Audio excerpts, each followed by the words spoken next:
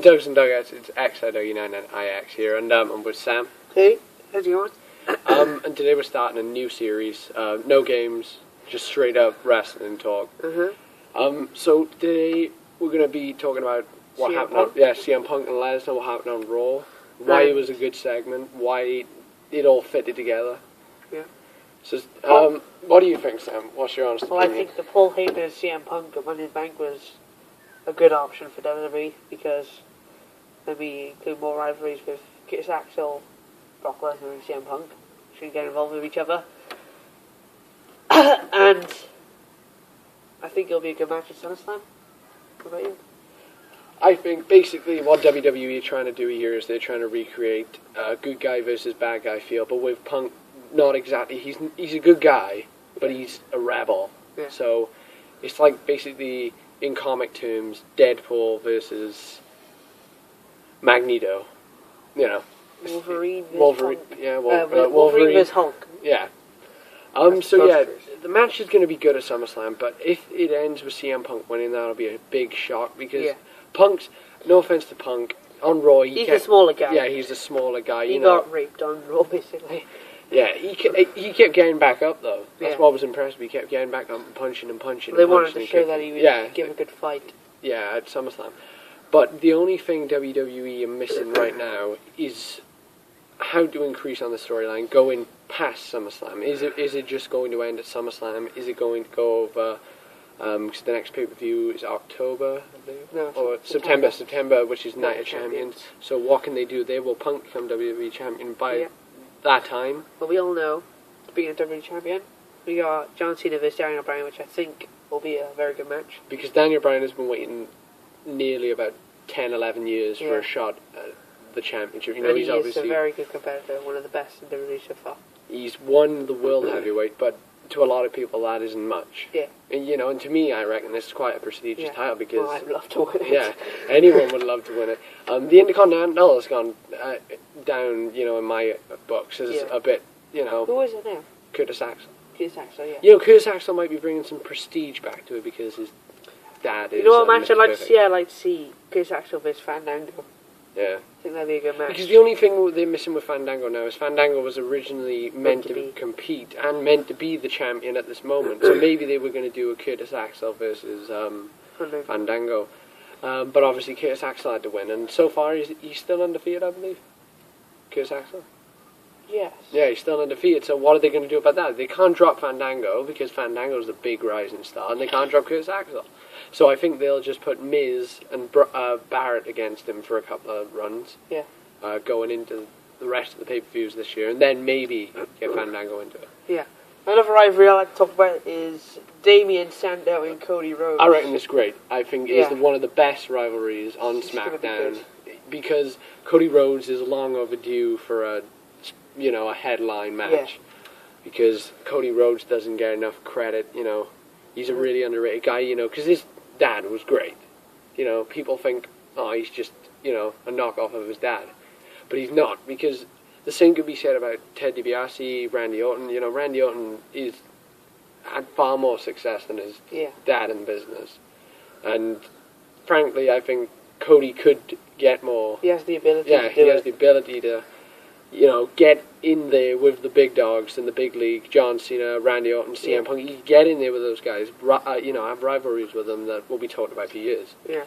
Another one I want to bring up, Rob Van Dam. What do you think the direction is after he lost the Money in the Bank? Well, I think it's a big mistake for WWE because obviously he grew up in Philadelphia with ECW, and I think he should have won the Money in the Bank because it was his big return from 6 years, was it? Yeah, it was about 6 years. 6 years when he came back and he didn't win, which is a really stupid mistake. But what do you think of, where do you reckon they could go with him now? In my opinion, I reckon they could go all the way. I think they could give him a title shot against Cena or someone else. They don't even have to make him win it. Maybe even bring back ECW. Which would be amazing. That is amazing, but it would have to be TV-14, not PG. PG era sucks. Sorry, all kids out there. Yeah, so that's pretty much the assumption of WWE this past week. The only thing I ask from you viewers is if you send in questions to ask us, they can be anything about WWE, the current state. The one thing I want to bring up, though, is, do you think TNA ever have a chance of overcoming WWE, becoming the more dominant show? It's a very hard thing to say. I because think they have a slight chance. But the money in WWE is, ridiculous. I think we have superstars from WWE moving to TNA like Jeff Hardy and and Matt Hardy, and who else? Kurt Angle, Rob Van Dam. Yeah, who's just recently come back. Angle. We had Mick Foley a couple of years, a year or two ago. Hulk Hogan. Who, to be honest, I don't know what to think about Hogan, if you get what I mean. What is it does. Yeah, it's like not. Gets one finger touch to the face and he's bleeding. There's two reasons I don't like the way Hogan is in the TNA. Brother.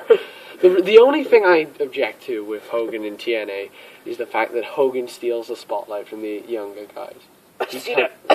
Yeah, you can say that. But anyway, we got to see it from this point of view. Seen as an active superstar, Hogan's not. Hogan's just there with a crutch every week. I don't mean a crutch below. I mean, no, Hogan's in really bad shape, He just goes against the so I think we covered pretty much all we wanted to talk about in this episode.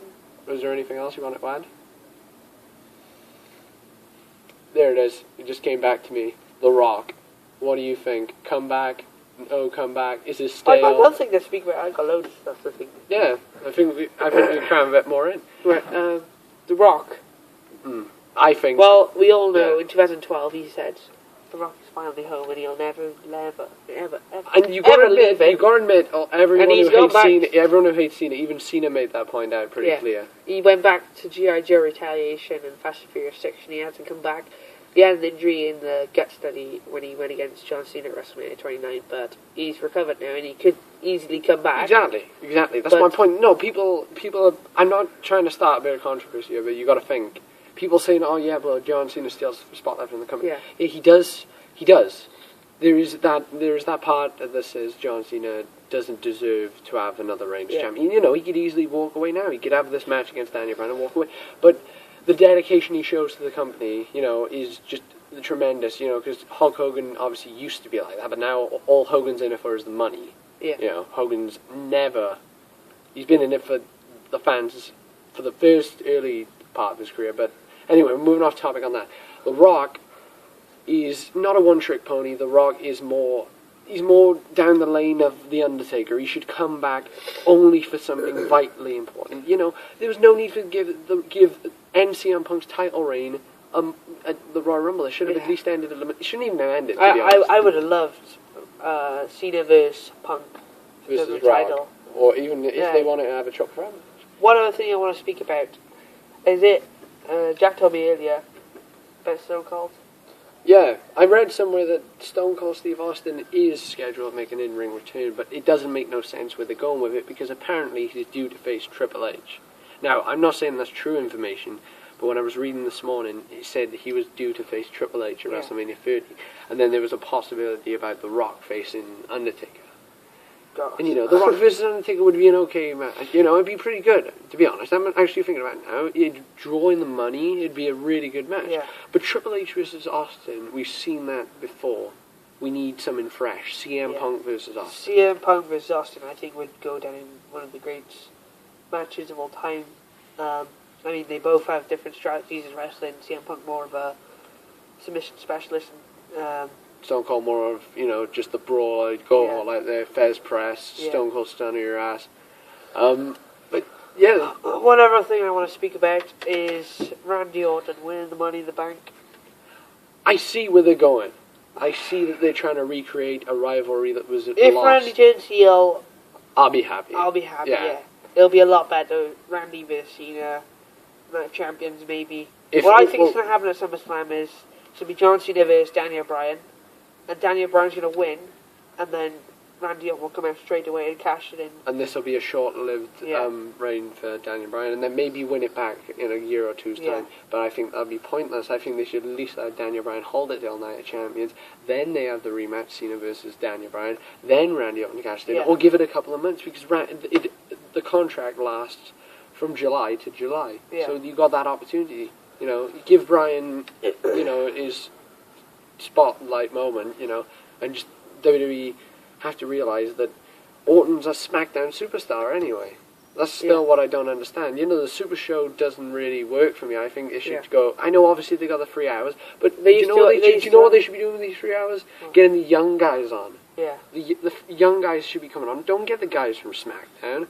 Get the young guys from NXT. Get the jobbers from Superstars. Yeah. Put them, and you know, obviously the fans won't find that as entertaining as, say, Randy Orton versus Alberto Del Rio. You know, but you know, it kind of takes that thing away because Raw and SmackDown are meant to be two separate brands. Yeah. And it just, for me, it doesn't work. And another thing, where is Rey Mysterio? That's the question many people have been asking. Yeah. I read again somewhere. Hopefully, if I find these sites again and the stories on them, I will obviously put a link. He's meant to be scheduled to return at SummerSlam. But there is a chance that is true because if you look on WWE.com right now and look at the SummerSlam access, you can see that you can meet Rey Mysterio there. So it wouldn't surprise me if that happens. Also, you guys better be watching SummerSlam because they're revealing the WWE 2K14 roster. And obviously, I know a lot of people are not hyped for that game. Some people are, some people are not. To be honest, I am because I'm a hardcore WWE games fan. You know, so I'll be hyped for it.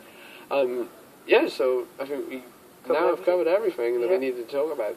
Alright, so we'll see you in the next episode. Remember, send in your questions so we can answer them, give our opinions. So we hope you enjoyed this video. Subscribe to become a Dugout Dugout today. Peace out.